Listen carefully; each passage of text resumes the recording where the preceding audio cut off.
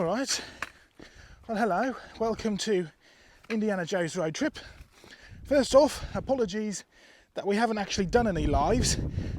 We hadn't factored one thing into account, and that was the complete lack of signal in just about anywhere up in the Highlands of Scotland. But never mind about that. I'm going to come perch down on this rock over here, because that looks like a nice perching place. And this is one of the first places we've actually had signal for quite a while.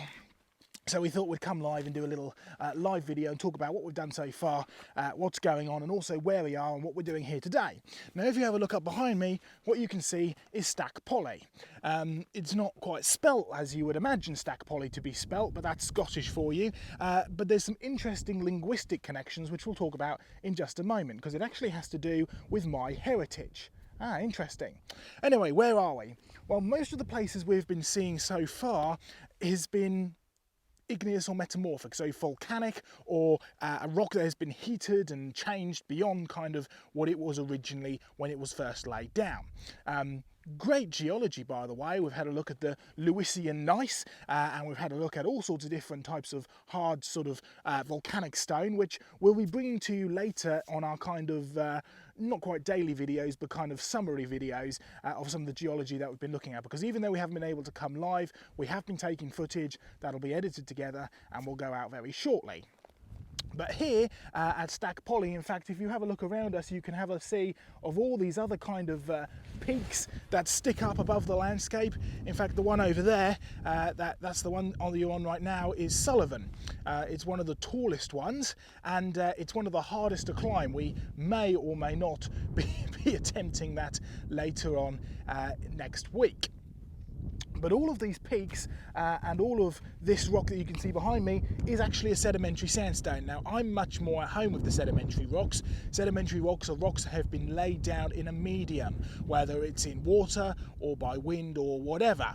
In this case, it's definitely been water, no doubt about it, because of the presence of crossbedding is absolutely everywhere. We can go have a look up and down at all of the rocks. It's definitely water-based deposit. And sandstone's interesting. I've collected a couple of samples. This is all the Torridian sandstone. Now, the sandstone that's here, it's a sort of typical red sandstone, so it's iron which is binding it together. It's very, very tough, it's very, very hard, and not only does it have crossbedding, it also has large pebbles, small pebbles, tiny little grains of sand. It's a big mixed dump. Now, one thing's for sure, if you have large cobbles and pebbles and sand all mixed together, it's been moved along by water very, very quickly. It has to be fast flowing water that actually washes it into place. And some of the features that we've been seeing here, both the crossbedding and, yes, we're pretty sure that we've seen chiastic flow here as well. These are all features that we find in our strata machines. Now, very soon, Creation Research Australia will be putting up a program on YouTube which is right up to date, our latest research into this chiastic flow and into these strata machines. Well worth the watch. Keep an eye out for that when that comes up. It was a lecture that was created for a group of geologists and scientists over in the States. So real key information. So that'll tell you a bit more about chiastic flow and crossbedding and everything else. There's more information on our YouTube channel. There's more information at creationresearch.net.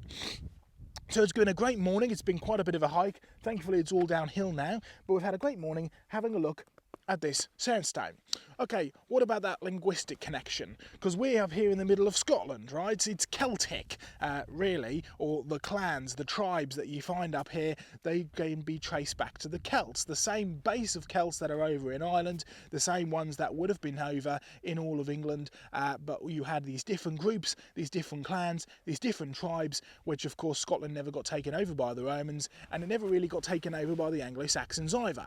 But there's one key group of people who really did, well, they didn't take over, but they certainly came, they settled here, they lived here, they intermarried and intermingled with all of the clans and the Scottish Celtic tribes that were here at the time, and you can find that connection in the name here, Stack Pollaidh.